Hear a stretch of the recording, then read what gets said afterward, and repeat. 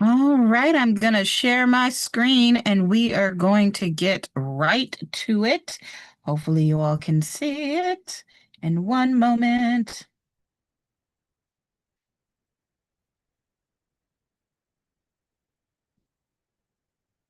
And did that work? I think it did.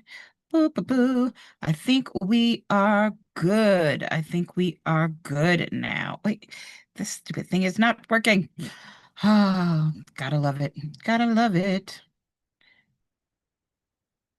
Where'd it go? Oh, there it went. Okay. So let's just get started. Happy Halloween. Hi, Vivian. So happy Halloween to everybody. Hopefully you all have plans to get dressed up.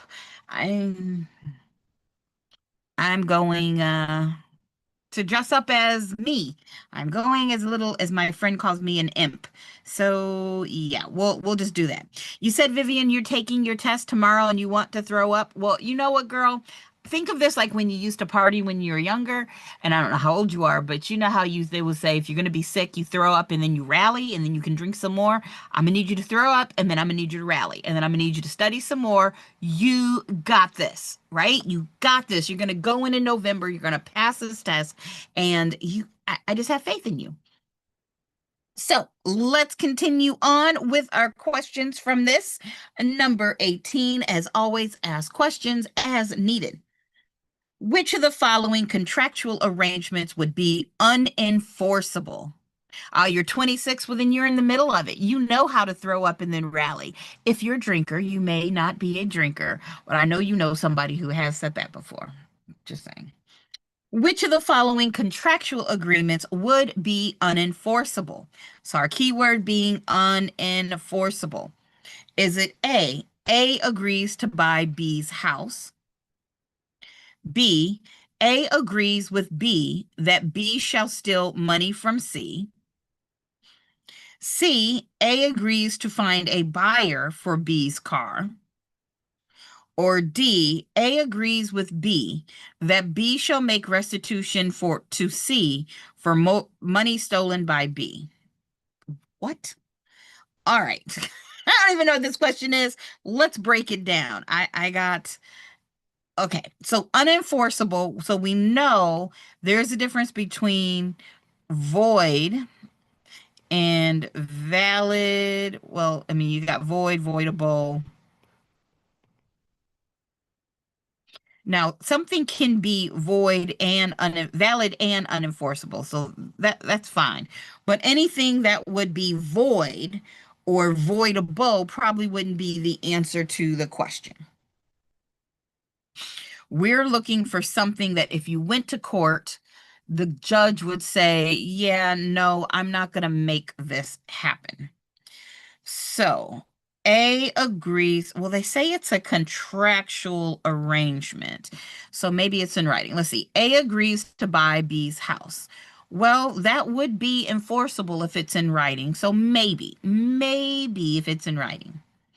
Let's see. B. A agrees with B that B shall steal money from C.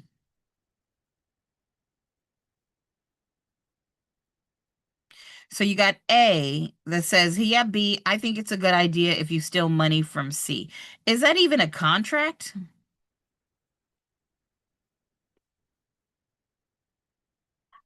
I don't even know if that is a contract. C, A agrees to find a buyer for B's car. Okay. And D, A agrees with B that B shall make restitution to C for money stolen by B. So A agrees that B should pay C because B stole money.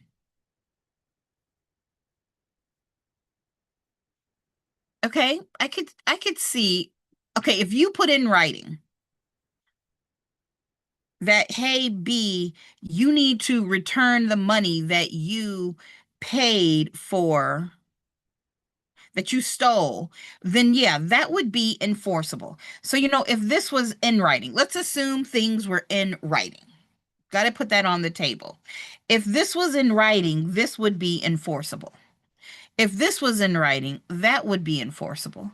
And if C was in writing, that would be enforceable. But even if B was in writing, that would never be enforceable because it would be void because that is illegal. We know that we need to have mutual agreement, consideration, legal capacity, lawful objective, and that is not a lawful objective. So I don't know, but my best guess would be B. It means we have to assume that everything else was in writing, but if we take out the assumption that everything's in writing, then we'd have more than one right answer. I don't know.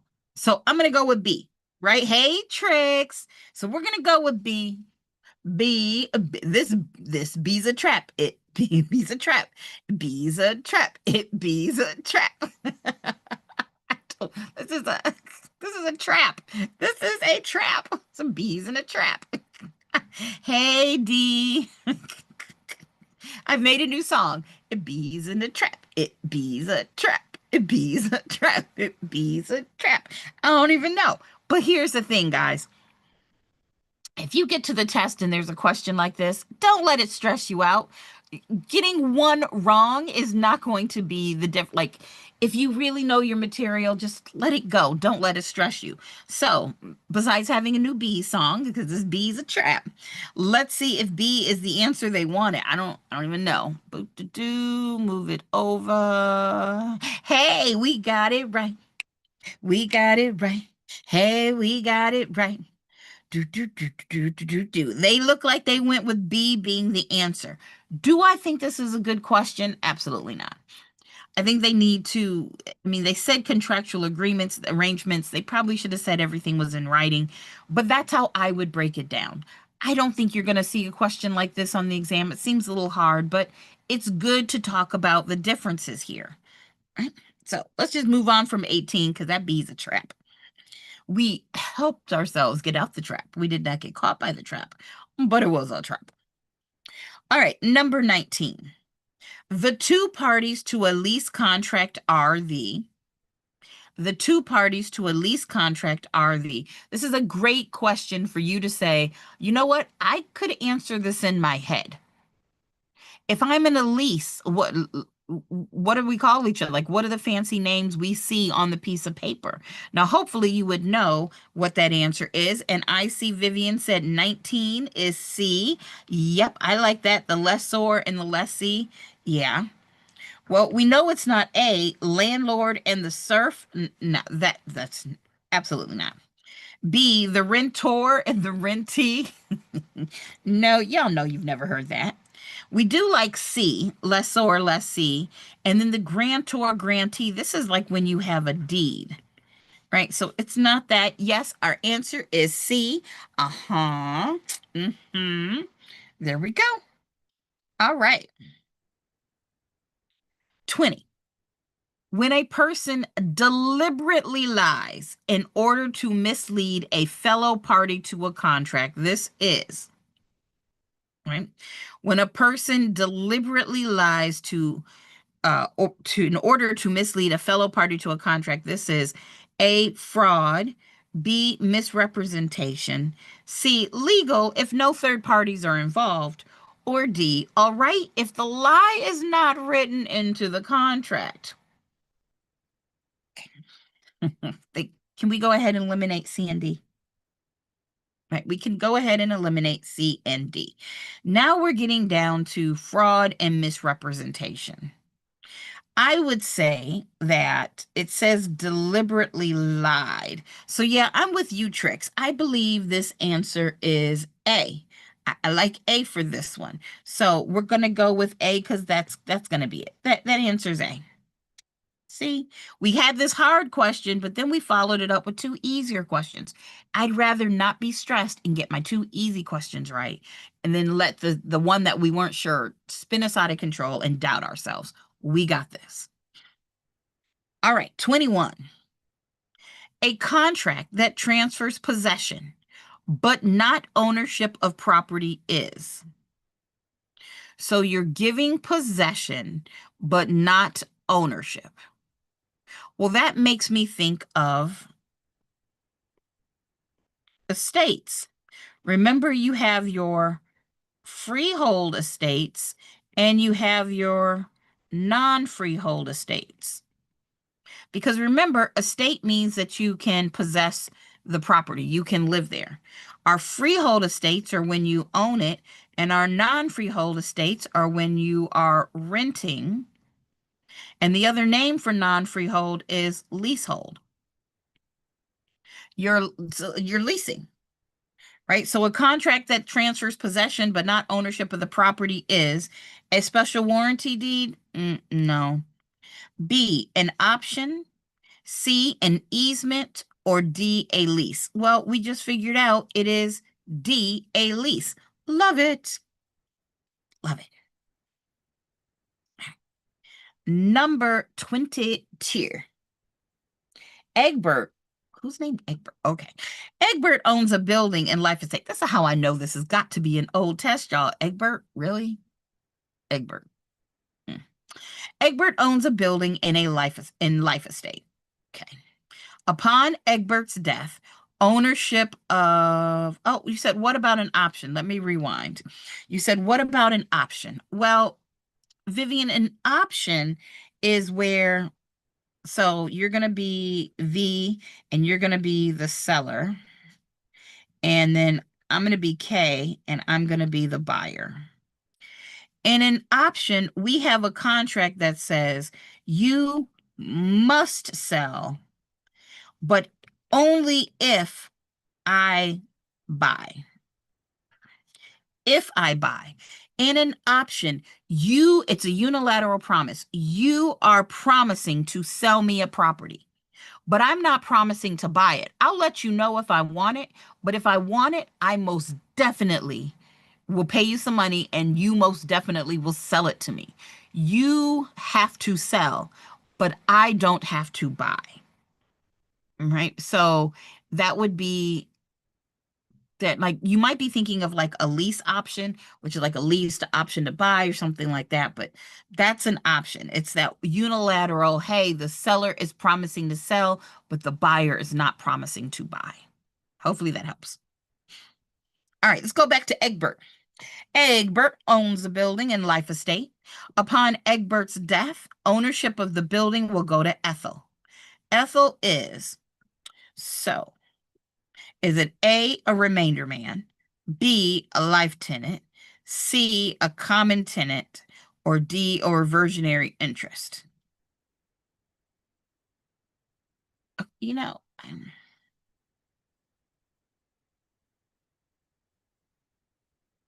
so I'm looking at this question going, it's just not a very well written question. We know Egbert owns it today. Egbert is the life tenant. And upon Egbert's death, the ownership changes. So he's also the measuring life. So we know it's an ordinary life estate. And then when Egbert dies, because he's the measuring life, it's going to Ethel.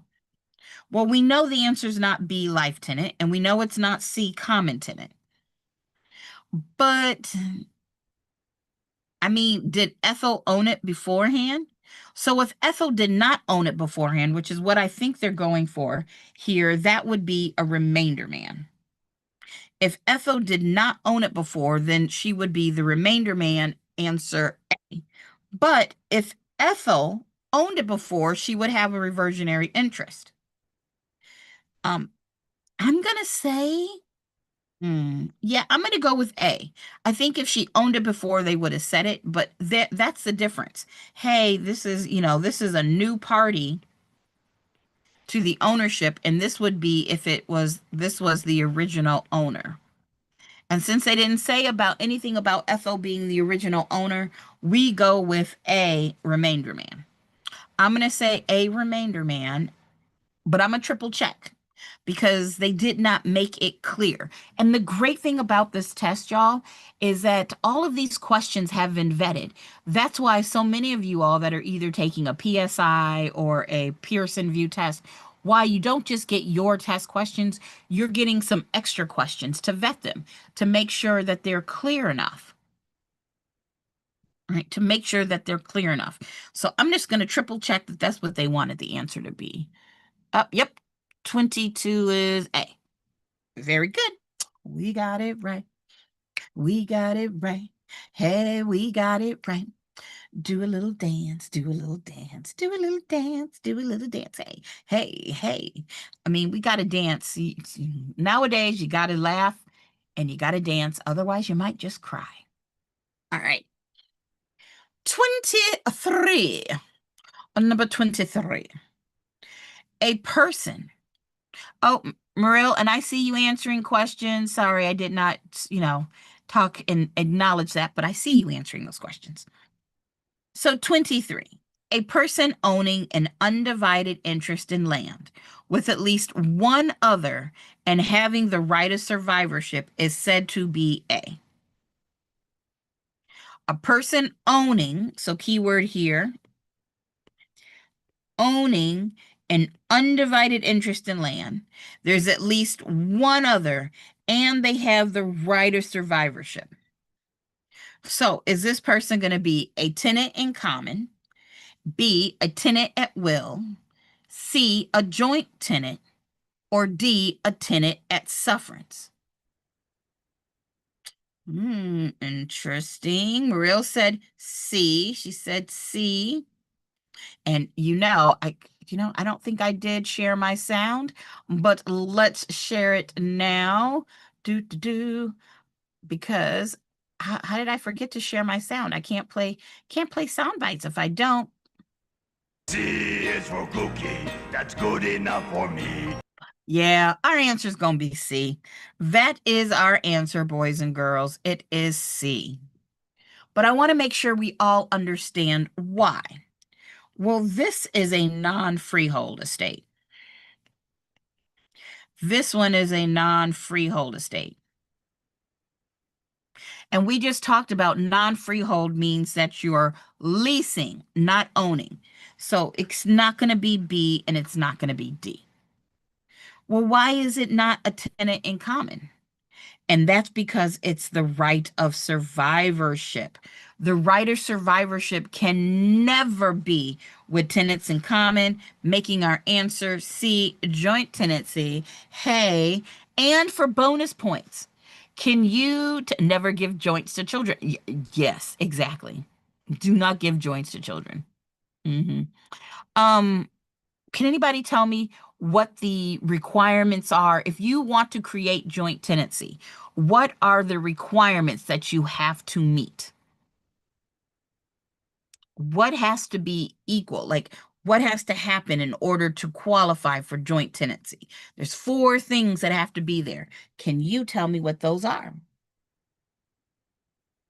Do do do do do do do do do do do do. Do do do do do do do do do do do do do do. Okay, that's enough of that. Because I started a little low. I can't sing that low. But does anybody know what our requirements for joint tenancy are? There we go. TIP. Yep, TTIP. I like PIT, PITT, but time, title, interest, possession. Y'all are geniuses. Hey, we got it. We got it. We got it. Got it. Got it. Yes, it is TTINP. Love it. Tip or pit. Yes. All right, number 24. Y'all are looking good with this now. I see y'all answering the questions right. 24. A person who has some rights to use land, but not all possessory rights is said to have what? A person who has some rights to use land, but not all possessory rights is said to have, is it A, an interest in land? Is it B, a life estate in land? Is it C, I can read. A, an estate in land. B, well, okay. Obviously, I cannot read. Pull it together, Candace. Pull it together, pull it together, pull it together. A, an interest in land. B, an estate in land. C, a life estate in land. Or D, a tenancy in common. Why was that so hard for me to say? All right. Now I think, Mariel, is that you saying D? I think so. Let me click on it. Boop, boop, boop. Yep, you said it's D. We got a D here. Anybody else? We got a B here. We got a B. Bees in the trap. Bees in the trap. Bees in the trap. I don't know why that song gets stuck in my head so much. It's just very just catchy. Whew. So unfortunately, I gotta say, and Houston, we have a problem. it is not B and it is not D. Let's break it on down as to why those aren't the answers. Well, first, let's talk about this word estate. I'm going to rewind. I am going to rewind and I'm going to go.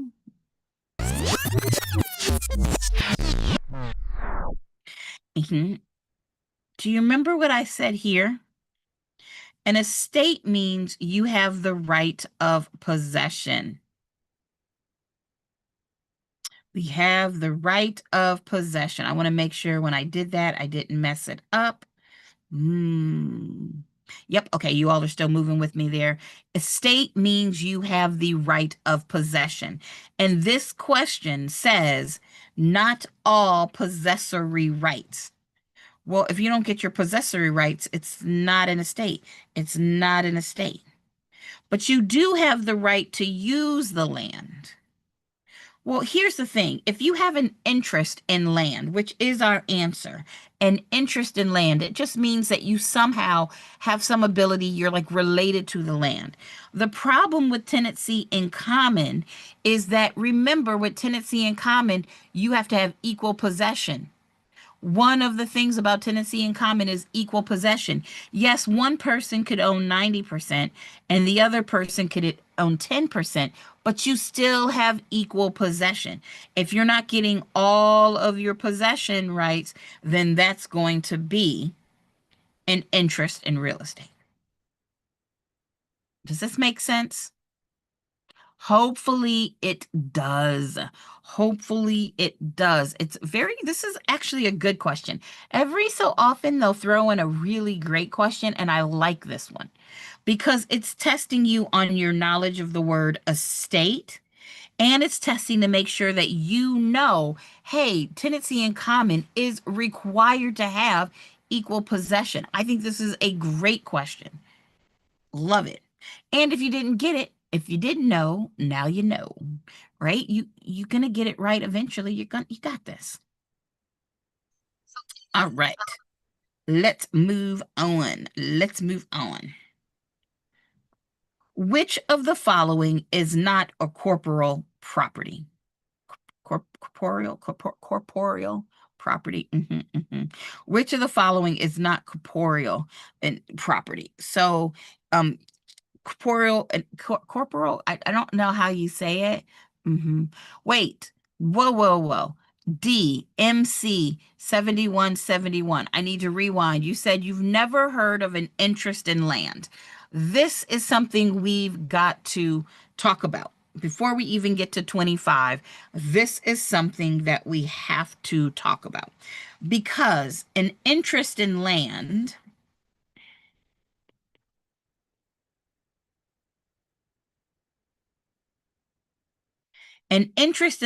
means somebody has a relationship with the land. And there could be all types of relationships. You could own it. You could be leasing or renting it. You could have an easement. Do you get what I'm saying?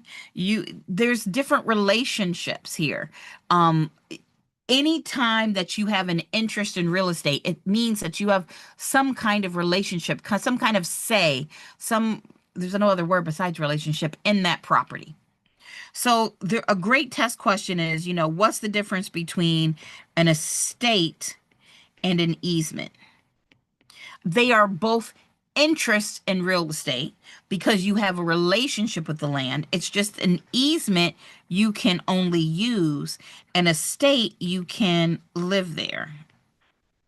Just like there's a difference between if there's a house, the person who's leasing has a relationship to that house. They're leasing, they can live there, but do they own it? No, right? So owning tells you what the relationship is versus, like versus leasing. They're all levels of interest in relationship. Yes. There you go. So I just wanted to make sure we talked about that. I think that's very, very important. And then corporal. Corporal, I'm pretty sure that's how you say it. Corporal. So which of the following is not corporal? Corporeal? Corporeal. Yeah, I have no idea. It's one of those words I know when I read it, but I don't know how to say it because I'm an idiot. I'm not very sophisticated, y'all. Good. I'm glad you understand, Dee. So does anybody know what this means? What does that mean? What does corporeal mean? It's not an interest.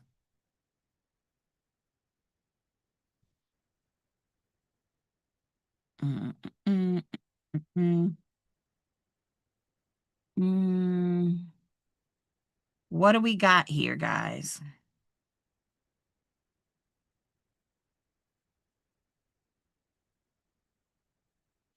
Now, I'm looking at this question and I'm going, well, I usually think of corporeal as being something that you can touch. It's like kind of like the opposite of would be intangible. So the opposite would be intangible. But that can't possibly, there must be some kind of something I'm not understanding because that makes it intangible. A leasehold is intangible. So this makes me go, all right, let me see what I'm not understanding. Right. Caroline said, I have no idea. Girl, you and me both. So I'm just going to look up here. And since I don't know how to say it, I'm just going to do a Google search here. And let's see what we got.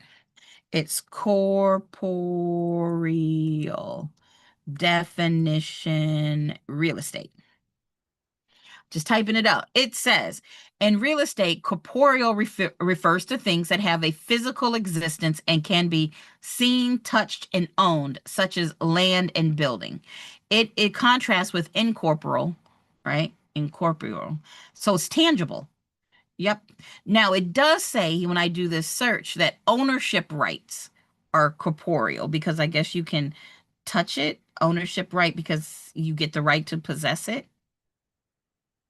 All right. So incorporeal rights in real estate would be something like a right of way, an easement, which is a right but has no physical body itself.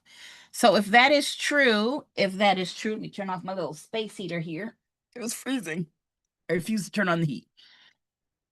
So if that is true, then we know because we said corporeal, but you know what? Let's see how to say it. Let's use this little definitioning, I'd say pronunciation. Pronunciation. Let's get it right. Corporeal. Corporeal. Corporeal. So I was right. Corporeal. There you go. Corporeal. So we know if it is, let's write it out.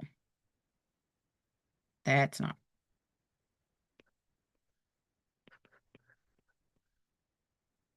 It means you can touch it,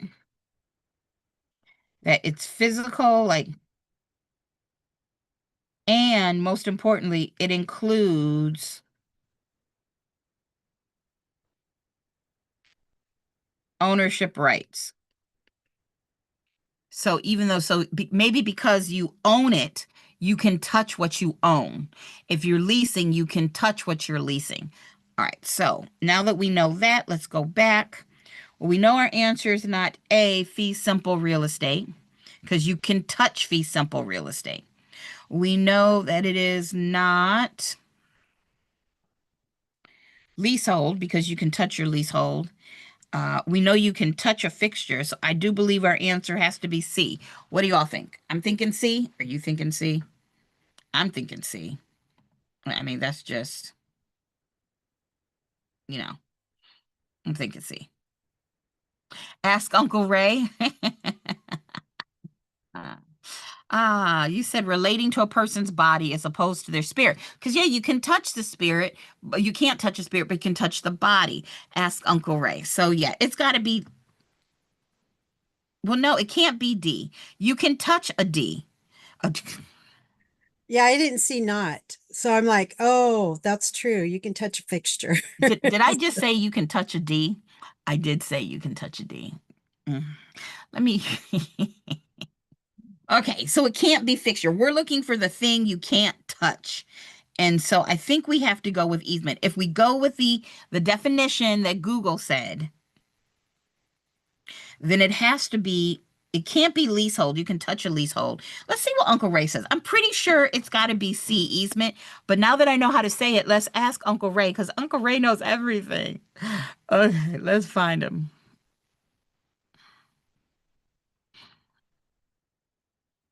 Hey, Uncle Ray, can you explain corporeal and real estate and how that would differ and from incorporeal real things in real estate? And what would be an easement versus a leasehold as far as corporal and incorporeal?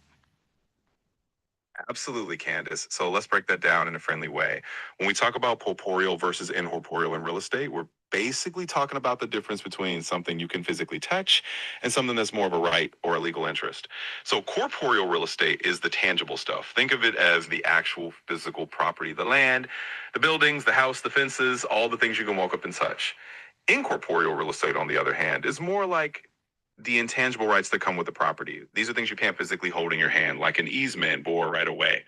Now, to give you a concrete example, an easement is a classic example of something incorporeal. It's a right that someone else might have to use a portion of your property for a specific purpose, like a utility company running lines through it or a neighbor having the right to cross it to get to their own land. You can't pick up an easement and carry it around, but it's a real interest in the property. A leasehold, in contrast, is also incorporeal, but it's more like a tenant's right to use the physical space for a set period. You got the tangible property itself, that's the corporeal part, but the leasehold interest is the legal right to occupy it. It's still an intangible right, though it relates to something physical. So easements and leaseholds are both on the incorporeal side, but an easement is more like a right over the land, and a leasehold is a right to actually possess and use the land or building for a while. Hope that makes it clear. Kinda, sorta, because thanks, Uncle Ray. Because we got both options here, leasehold, but since Google said it would be a leasehold, we're going to go with easement. Because he said leasehold would be both incorporeal and corporeal. So we got to go with easement. Let me see if that's what they said. C, yep, C. C is number 25. I did not like that. And once again, Trix, you are right. Uncle saves us. Uncle saves us. Oh, you can't hear. Sorry, Mario, you couldn't hear. So basically, he said that easement is a classic example. That's the classic example of a not an incorporeal property. And then he said that, oh, leasehold could be both. So, yes, our answer is C. Oof. Again, don't love that question, but guys, I'm learning too. There's always something to learn. And I don't like that leasehold is kind of gray, but yeah, what are the chances of seeing this? Like, I've been doing this for how many years? I've been in real estate for 20 years. I've been teaching for like 17. If I've not seen this question before, y'all, what are the chances it's going to be on the test? Probably slim. We take it. I think the biggest thing to remember is what we've learned, that the classic example of something that's not corporal is an easement. And hey, if we get that on the test, we learn something. We get our point. There we go. All right, next one. A listing contract that says the broker will receive a commission no matter who sells the property is called. A listing contract that says the broker will receive a commission no matter who sells the property is called. Now, this you know you're going to be tested on. A, an open listing. B, a net listing. C, an exclusive agency listing. Or D, an exclusive right to sell listing. Hmm. Well, I know what the answer is. Do you know what the answer is? All right, Morel, you said D. Vivian, you said D. D, you said D. And of course, our answer is most definitely D. And that exclusive right to sell, you're going to get paid no matter who finds that buyer. Very good. And make sure, and you can ask me if you need to, do you know the difference between open, net, and exclusive? You definitely, these are like 100%. You have a 100% chance of being asked that. And Trix gave me the nuts because it's D's nuts. I crack myself up, even though I do that joke all the time. I don't know. 27. Which of the following best describes an installment or land contract? Which of the following best describes an installment or a land contract, otherwise known as a contract for deed? That's the other name. It could be a land contract. It could be an installment land contract. It could be an installment contract. It could be called a contract for deed. It is the best way to remember, right, Trix? I mean, gotta have some fun with it. So is it A, a contract to buy land only? B, a mortgage on land? C, a means of conveying title immediately while the purchaser pays for the property? Or D, a method of selling real estate whereby the purchaser pays for the property in regular installments while the seller retains title to the property? Well, even if you did not know the answer, I mean, it says in regular installments, and this is an installment contract. So even if you weren't quite sure, I would hope you go, well, maybe that's the right answer. But let's talk about why. It is not just a contract for land only. I mean, yes, it says installment land contract, but it's not only for land. It's just the name of it. And it's financing, but I wouldn't call it just a mortgage on land. That's a right answer, but it's not, because it's using it as collateral. It's not really the best answer. And the thing about an installment land contract, it's like putting something on layaway. You pay money, you pay money, you pay money, and then when you finish paying, the store gives it to you, right? And so that's going to be this. This is why the answer is most definitely D, because the purchaser gets to move in and live there and use it, but you don't get title until you make that last payment. Our answer is D. And most importantly, we go through and we say, look, that's the whole point of D, is that you don't get title. This whole point of a land contract, I should say, is you don't get title until you finish paying. There you go. 28. Mrs. Maloney, which rhymes with baloney. Miss Maloney has a 3-month option on 20 acres at $2,000 per acre. So she has a 3-month option. For 3 months, she can buy the 20 acres at $2,000 an acre. Cool. She may, A, buy the property for $40,000. C, sell the option to another. Okay, why can I not put these letters in front? I mean, they're just in a different order. A, buy the property for $40,000. B, sell the property to another. C, not buy the land. Or D, all of the above. Can you put property on land prior to paying off the land? My guess is that the option would, the installment land contract would tell you no. So on YouTube, you ask, can you put property on land prior to paying off the land? If you have a regular like mortgage, right, deed of trust mortgage, there is something in your mortgage that says you are not going to make major changes without getting permission from the bank. And my guess is an installment land contract is the same way. That's my guess. But that is definitely, for the details, the down and dirty part of that, call an attorney. All right, so D, you said D is the answer. I see what you did there. I see what you did there.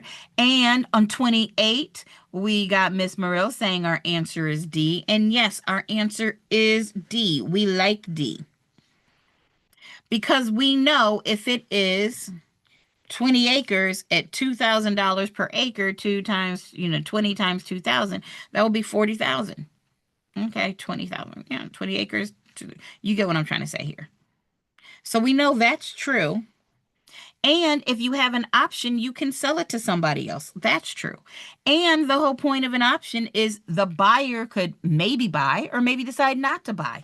That's the whole point. So yeah, they could not buy the land, which means all of these are true. Good job. Good job. Good job. All right. 29. The mortgagor's right to reestablish ownership after delinquency is known as the mortgagor's right to reestablish ownership after delinquency. So who is the mortgagor? He said we are full of who is the mortgagor? We know the mortgagor is The the borrower. borrower. Yeah, there we go. Caroline knows because you're giving the mortgage or the deed of trust. You're giving it. So that's the borrower.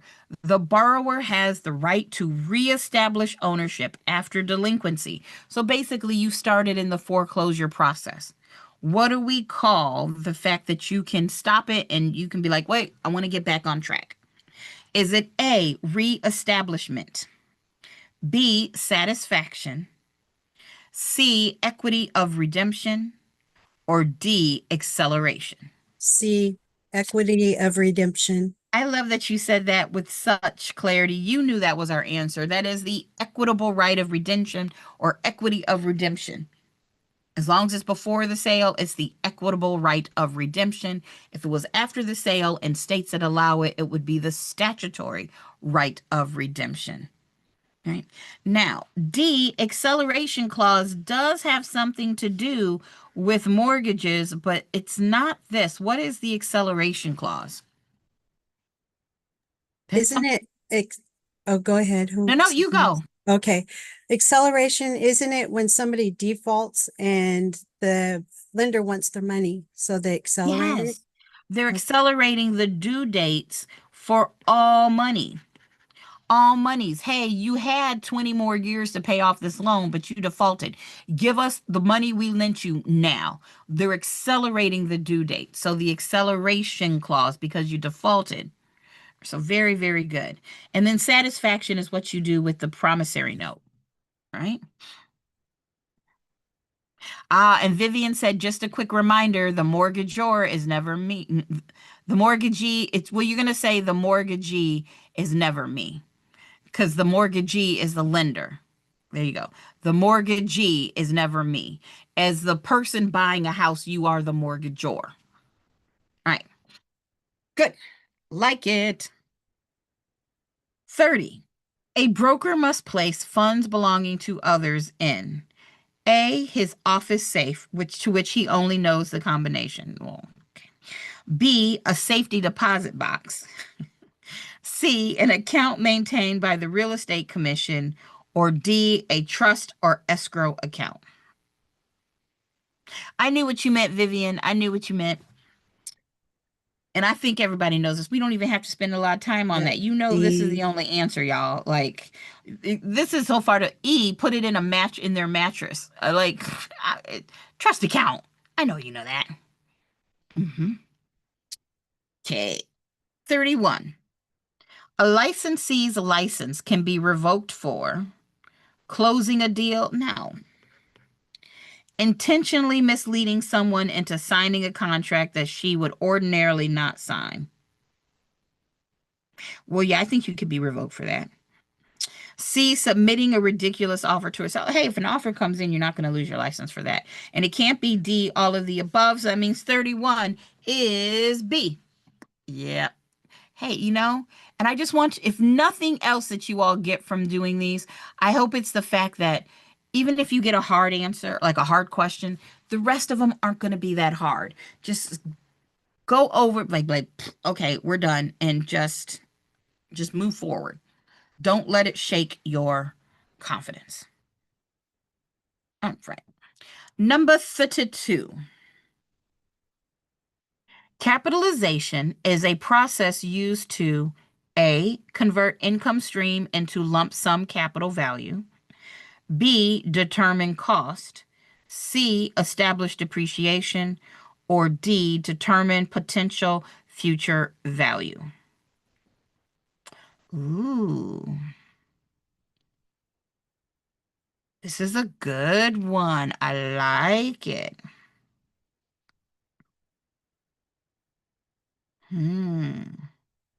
Okay, so here's where I would walk through it. So I know, okay, I'm going to eliminate one. I'm going to eliminate cost, determine cost, because cost is the actual cost of, like, if you bought the lumber, like what would it actually take for you to rebuild it? You're not finding the cost. We do know that in the income approach, if you take the NOI and you divide it by the cap rate, you get value. Right? You're getting value, not cost. It's that cost word. And we're not talking about depreciation here. So that brings us down to either A or D. So convert income stream into a lump sum capital value or determine potential future value. This is really close. But I'm going to go with what Caroline said there. I agree with you. I think it's D. Wait, no, I don't. I don't think it's D. Sorry, Caroline, I lied. I think it's not D. And here's why. When you use NOI to find the cap rate, to find the value, you're finding the value, today's value, using the NOI, which will be future income. You're basing what should somebody pay today based on the idea that it will bring income in the future. You're finding today's value. All right. So you convert the income stream, the future income, into a lump sum capital value. You're saying based on the income that could possibly come in, here's what the value is today. The potential future value, where I have a problem with this answer, is future. I don't know what it's going to be worth 5 weeks from now or 2 years from now. I can use NOI divided by cap rate to find today's value. So I got to go with A, although that was a tricky one. I'm pretty sure it's A. I'm 99% sure it's A, but let me triple check because we know I'm not as far as my boyfriend is concerned, I am perfect. But you all know the secret. It's not a very well hidden secret. I'm not perfect, so let's make sure. 32. Yep, it is A. The answer is A. Look at that. Look, I'm singing and dancing. And then I see number 33. Every single one of y'all better get 33 right. This is so, y'all know it. Y'all know, 33. You know 33. I mean, I know. I got that one right. I mean, you're like, when you see this one, you're like, hey, I know how I got one. Like, you don't even have to guess about it. 43,560. But as a good reminder, how many feet are in a mile? How many feet are in a mile? Think salad. It's something that goes in your salad. It's something you throw at people who do a terrible job on stage. You would make spaghetti sauce out of it. Is it 5 to 8 tomatoes or something? Yes, it is. It's 5 tomatoes. 5280. 5 tomatoes. You like my hint system there, right? Yeah. You like that. 5280. Yay. Vivian, yep, tomatoes. Okay, 34. When changed surroundings cause an existing house to lose value, So when change surroundings, so the surrounding around the area has changed, and you lose value, there is A, physical deterioration, B, economic obsolescence, C, functional obsolescence, or D, all of the above. What say you for number 34? Economic obsolescence. Economic obsolescence, because we know this is always incurable by the homeowner. Always. Love it.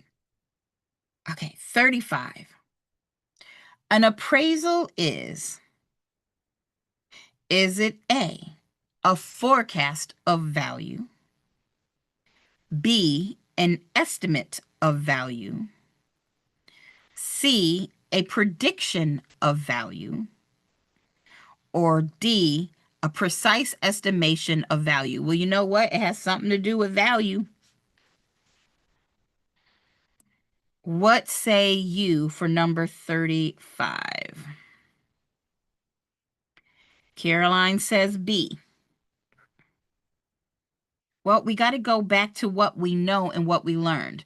Remember, if I send 5 different appraisers to appraise a house, I'm going to get 5 different answers usually, because we know an appraisal is what that appraiser, in their professional opinion, believes the property is worth.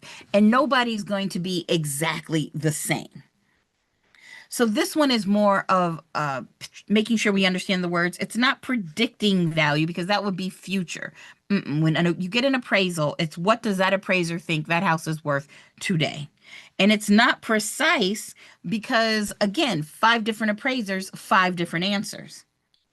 So I have to take out a forecast because, again, it's prediction, forecast. It is an estimate. It is that particular appraiser's opinion of an estimate of value. Like it's got, does everybody get what I'm saying there? Hopefully so. I wish it could be more precise, but this is why my old broker, he was an appraiser, and he said, nobody cares about the appraiser until it doesn't appraise. And then all of a sudden, everybody wants to know, what kind of experience does the appraiser have? Blah, blah, blah, blah, blah. Yeah, because it's not precise. If it was precise, like doing a straight math problem, 2 + 2 is 4. +2 plus +2 is always 4. There's no going around that. It is what it is. Like that's what it is. It's real estate appraisals and CMAs are not like that. So yes, our answer is definitely B, an estimate of value. All right. 36. A lien for unpaid property taxes. Is it A, can be sold at auction? B, takes priority over all other liens? C, cannot exist unless taxes are at least 36 months overdue? Or D, is a form of adverse possession? What are we thinking for 36? All right, we got a B. Mariel says it's B. I say it's B. Got another B. Well, a lien, why would you sell a lien? I mean, like it's not going to be sold at auction. The property that has the lien may be sold at auction, but the lien itself is not going to be sold at auction. All right. It cannot exist unless taxes are 36 months overdue. You wish. It's not that one. And is a form of adverse possession. That's not the right answer. It's most definitely B, takes priority over all other liens. Now, I see that y'all got B right. What can you tell me about adverse possession? What are our qualifications? If I want to make a successful claim for adverse possession, what do I have to prove? And this will be Ocean. The use has to be open. The use has to be continuous.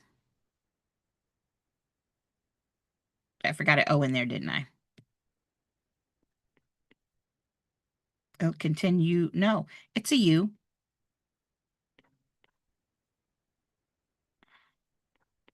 Continuous? Is that, however you spell continuous, thank you. I was like, wait, oh, it's just an O in the continuous.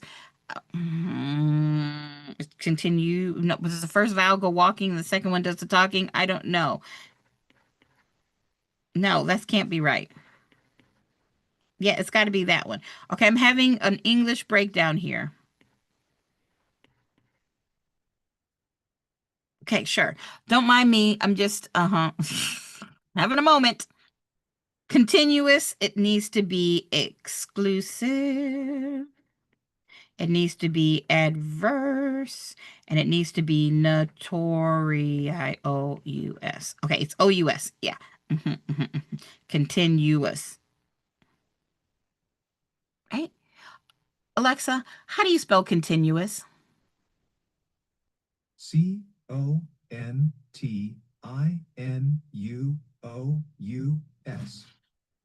I'm not crazy. There is a U in there. Look at there. I was like, that doesn't look right. Continuous.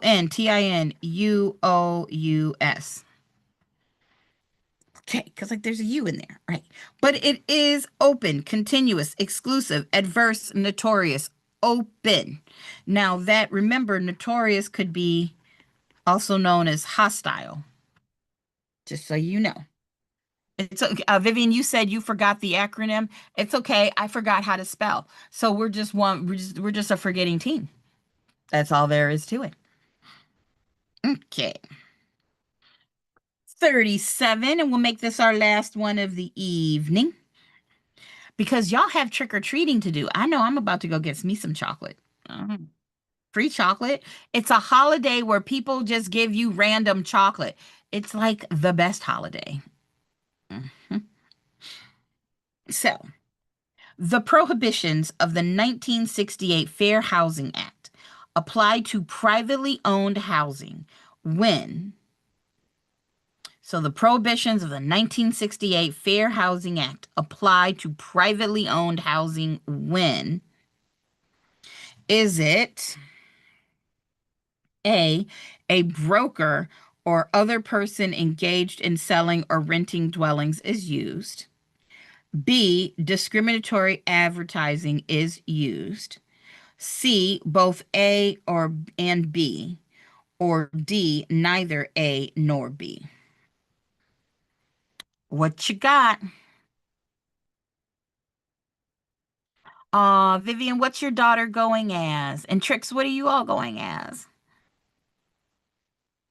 All jokes aside, I think I'm going to put on a belly dance outfit and be like, belly dancer. Close enough. Can't I go as a tired adult? Yeah. Maybe I could go as a real estate instructor. All right. So our answer is, this is about knowing that the 1968 Fair Housing Act has this FSBO exemption.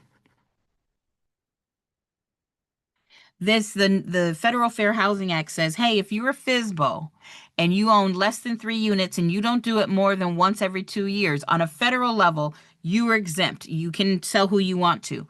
But if you use advertising, discriminatory advertising, or you involve a broker or, somebody licensed, then no, this doesn't apply. So our answer is C, both A and B. Oh, Trix, y'all are going from the SpongeBob family. Oh, and Elsa from Frozen for Vivian. Oh, I love it. I love it. So there we go. That's number 37. Ooh, scary. It's scary that, yeah, it is. We y'all know a lot. Be confident. Like some of these questions are really hard, y'all, and different, and they're worded differently, but you all powered through and you take the time to be here with me to understand why something's not right. All right. So I will see you all. What is today? Friday. I will see you all on Wednesday. Don't forget, I do have that math for the people that came to the math review. It is up on my YouTube. And I think that's it for right now. Remember, don't eat the candy. If it's already opened, it's kind of the same rule as don't eat the yellow snow. It's just how you stay safe. And I will see everybody. Can you believe it's November? It's about to be the holiday Oh season. my gosh, I can't believe it. Well, thank you, Candace. Have a great weekend and happy Thank you. Halloween Have to a great everybody. weekend. You too. And Trix, you said testing is more scary than Halloween. You're not wrong, but you got it. We just power through. Bye, everybody.